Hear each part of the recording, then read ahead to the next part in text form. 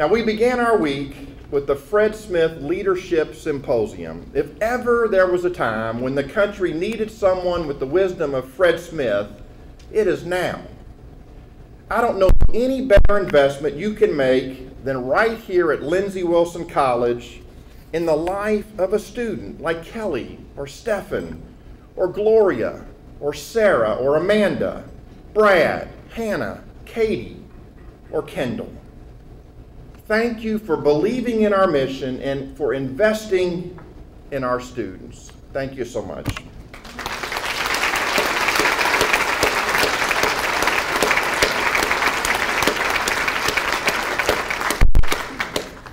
That's enough preaching for a Thursday night, you think, Jim? That'll do it. Good deal. Amen. Elise and I were out in California in early January, and we took that opportunity to visit with Ron and Lily Glosser in their home. We walked to lunch that day, and during our visit I asked Ron if he had any ideas about who he might get to be our Founders Day speaker for this year. You know, he's been pretty good. He's spoken a couple of times, and Lloyd Ogilvie, he's gotten to speak at the college, and he paused for just a moment, and then he just lit up like a Christmas tree with this wonderful grin across his face, and he said, "I've got just the person in mind. What would you think about June Scobie Rogers?" "How wonderful," I replied, "but how would we get her?" "Let me make a call and run it up the flagpole, and I think she might just do it." So here we are tonight, some 25 years after the very public tragedy of the Space Shuttle Challenger, Teacher in Space mission, commanded by her late husband, astronaut Dick Scobie, and less than 24 hours before the Endeavour lifts off at 2:47 p.m. Central Time tomorrow afternoon. June has a PhD from Texas A&M University and has taught at every grade level from kindergarten through college.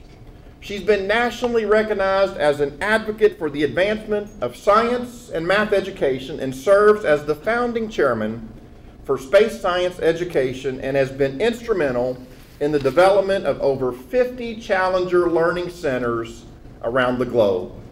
She's been a keynote speaker at the National Prayer Breakfast, has been interviewed on CNN, Fox News, Good Morning America, Dateline NBC, The Oprah Winfrey Show, 60 Minutes, and many, many others. Her book, Silver Linings, is available to purchase in the dining center foyer this evening. So after you hear June speak, I hope you'll rush to purchase her book.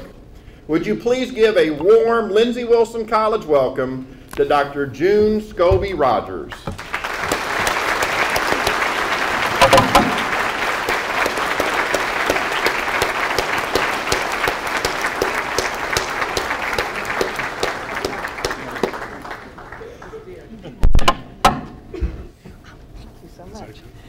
Well, how lovely to be at Lindsey Wilson College. I have to admit, I didn't know about you until Ron Glosser called to ask me to come here.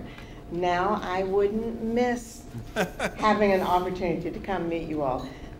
Thank you so much. It's been lovely getting to know Bill Lucky and his beautiful bride Elise, and I would not have missed your two speeches, Stephan and Kelly, for anything in the world. Those were marvelous. You don't need a keynote speaker. You had them. They were wonderful. Thank you for inviting me, for allowing me to be here.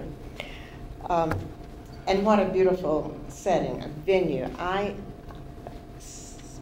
what a precious audience. How impressive you all are. I've been learning about you up here.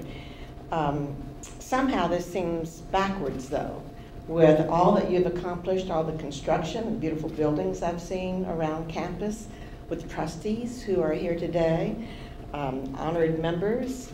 Thank you so much. It seems backwards. I should be the one in the audience cheering you and cheering your success. I'm excited to be here, though, to tell you a little bit about Silver Linings and why I created it, and all about the mission of the Challenger Centers that began in 1986. The story, very much like what the students mentioned, is all about perseverance and courage to see our dreams fulfilled. Not unlike many of your stories. The story of the Challenger mission really began just after my husband, Dick Scobie, flew his first space shuttle mission called Flight 41C in 1984. It was an important mission. It was the very first rendezvous where they took a shuttle and moved it up next to a satellite the very first time. It was the first time of a repair of a satellite. It was the Solar Max satellite. He was so excited when he returned to Earth. All of the astronauts and friends and neighbors and reporters ran out to meet him. When we drove up to the house, he said, "Nope, I want to tell you first what it was like to fly in space before I tell them." You see, we married as teenagers. Neither of our families had attended college. We were the first to want to go to college at age 16 and 18. We helped each other through college and through our careers. His dream was to be a pilot, and mine was to be a teacher.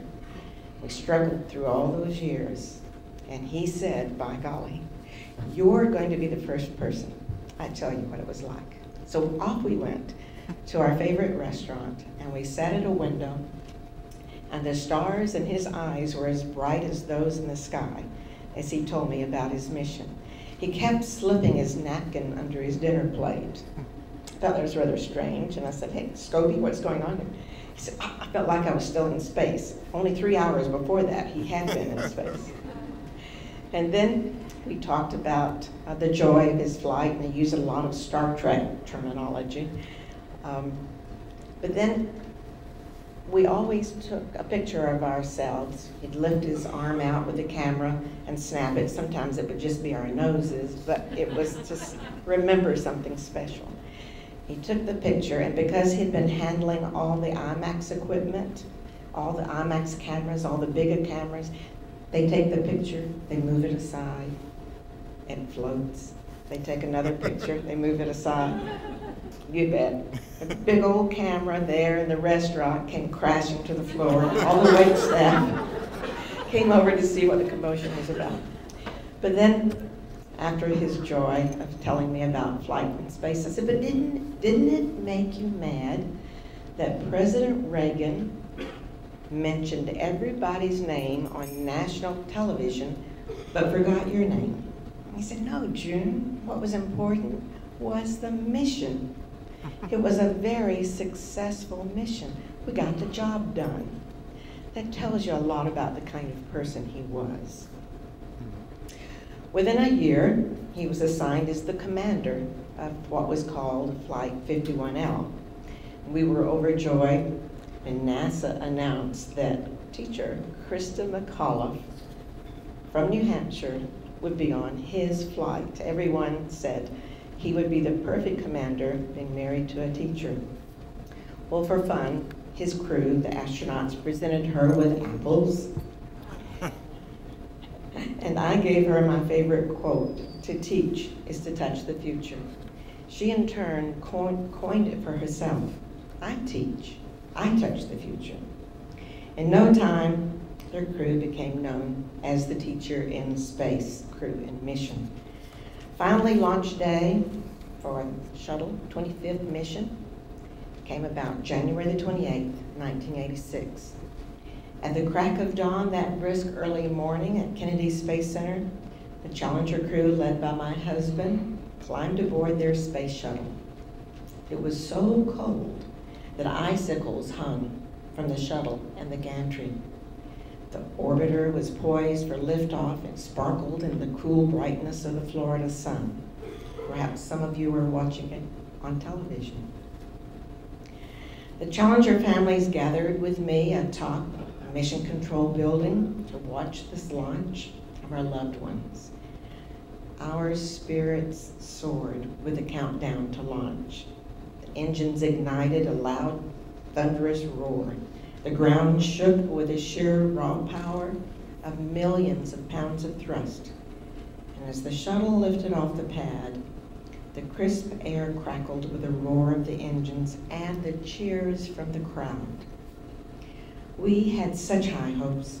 Dreams were coming true. It was tremendous joy and excitement.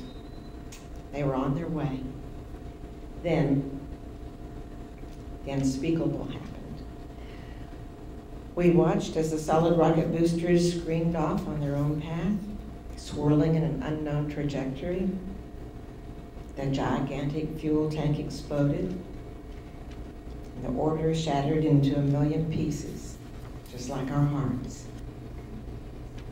Silence. 7 families standing together, looking to one another. Numbing disbelief. That day, the bright light in our lives turned dark when we were told there's no hope. All are lost. No one survived.